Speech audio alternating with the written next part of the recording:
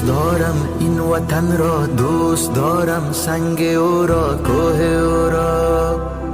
دوست دارم قلب خود را، خانه اندوه او را. دوست دارم این وطن را، خاک او را.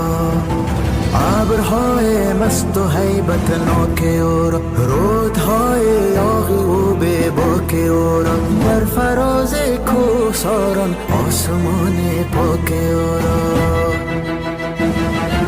دوست دارم این وطن را، دوست دارم سنگ او را، کوه او را.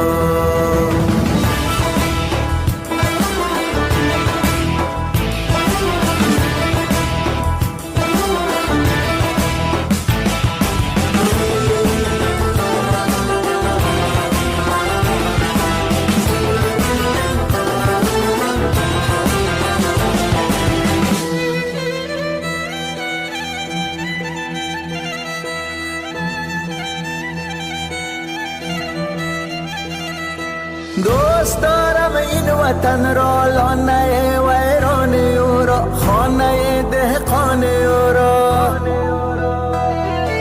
در بری آزاد کوهستان صدای های های چوپان او را. بهمن و طوفان او را، خورش و اسیان او را. دوست دارم این وطن را، مرغاب او را، باد او را، ابر او را، به او را. رستخیز موجی از خود رفته و گرداب او را. دشت های خشک و گرما کشته و به آب او را. دوست دارم این وطن را، لحظه های ننگ او را، چهره خشمیده یا جنگ او را. صلح او را، صلح او را، جنگ او را. سرگذشت زنده جاوید با فرهنگ او را. دوست دارم این وطن را، دوست دارم سنگ او را، کوه او را.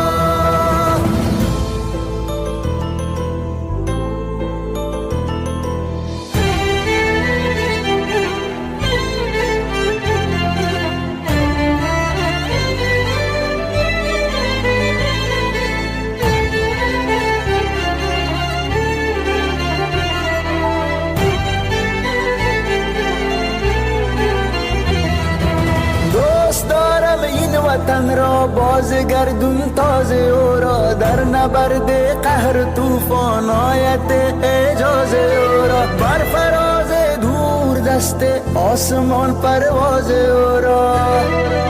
بال به آواز او را. دوست دارم این وطن را، ظلمت شبهای او را. در نبرد زندگانی جاده غمهای او را. در افقهای زمان استاره فردای او را. رزم او را، فتح و آینده زیبای او را. دوست دارم این وطن را، دوست دارم سنگ او را، کوه او را. دوست دارم قلب خود را، خانه اندوه او را.